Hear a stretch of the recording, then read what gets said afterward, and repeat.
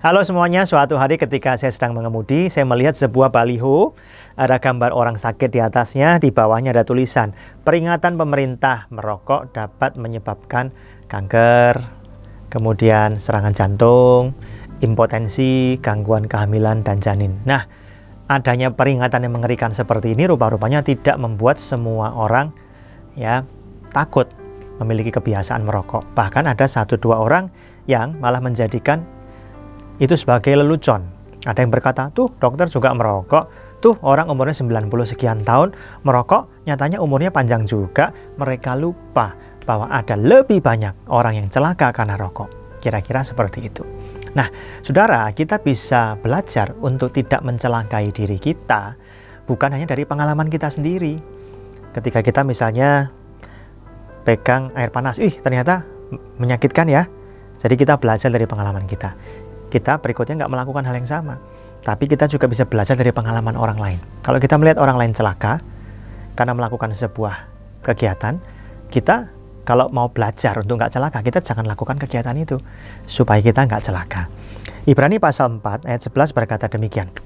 Karena itu baiklah kita berusaha untuk masuk dalam perhentian itu, supaya jangan seorang pun jatuh karena mengikuti contoh ketidaktaatan itu juga. Apa artinya? Begini, orang Ibrani itu tahu nenek moyang mereka itu Abraham. Tuhan berjanji kepada Abraham, keluar dari tempatmu, dari Ur Kasdim, berjalan bersama dengan aku, kata Tuhan. Kamu akan kuberi tanah yang jadi tanah pusakamu, jadi tanah airmu, itu jadi tempat perhentian. Ya. Mulai dari sungai Mesir sampai ke sungai Efrat. Lalu Abraham mengembara bersama-sama dengan Tuhan.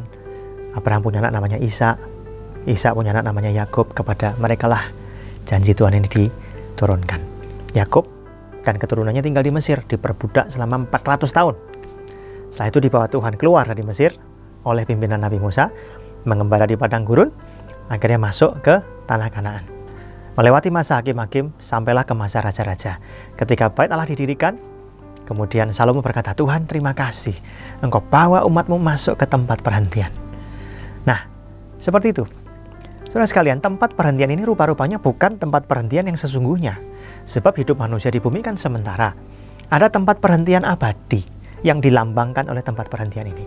Jadi rupa-rupanya pengembaraan Abraham, Ishak dan Yakub di bumi ini sampai mereka punya tanah air itu menggambarkan perjalanan kehidupan manusia di muka bumi sampai mereka akhirnya masuk ke tempat perhentian yang sesungguhnya, yaitu langit dan bumi yang baru, surga yang mulia bersama-sama dengan Tuhan selama-lamanya. Penulis kitab Ibrani juga mengingatkan orang Ibrani, lihat hari penciptaan. Hari pertama sampai ke-6, jadilah petang, jadilah pagi, ya, ada akhirnya. Tapi hari ke-7 itu tidak ada akhirnya atau abadi. Nah, hari ke-7 ini juga merupakan lambang ya bahwa manusia akan masuk dalam kehidupan abadi bersama-sama dengan Tuhan di surga. Nah, tetapi penulis kitab Ibrani berkata, kamu lihat nih, mereka itu ada 40 tahun muter-muter di padang gurun, gak berhasil masuk ke Kanaan. Kenapa? Karena mereka terus memberontak melawan Tuhan. Kali ini kalian jangan melakukan kesalahan yang sama. Yesus datang untuk membawa kalian masuk dalam tanah perjanjian yang sesungguhnya, kepada langit dan bumi, yaitu tempat perhentian yang sesungguhnya.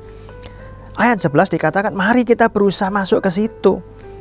Kalau kamu lihat nenek moyang kita nggak taat, nggak berhasil masuk ke negeri ini, jangan sampai kamu ngikuti cara mereka hidup nggak taat sama Tuhan, nanti kamu gagal masuk ke tempat perhentian yang sesungguhnya.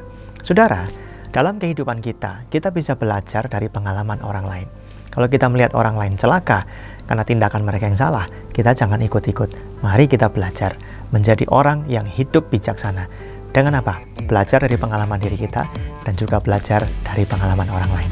Tuhan memberkati.